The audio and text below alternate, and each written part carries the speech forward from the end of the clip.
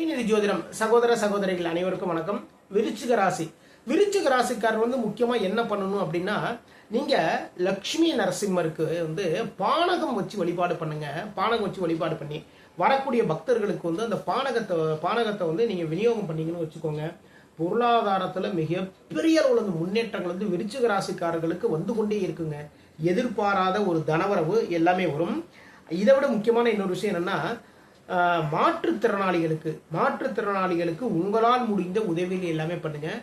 அது மட்டும் இல்லைங்க, படித்து கொண்டிருக்கின்ற மாணவர்களுக்கு உங்களால் முடிந்த உதவிகள் எல்லாமே பண்ணீங்கன்னு வச்சுக்கோங்க.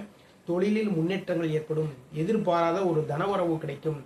முக்கியமா நரசிம்மருக்கு பானகம் வச்சு வழிபாடு பண்ணுங்க.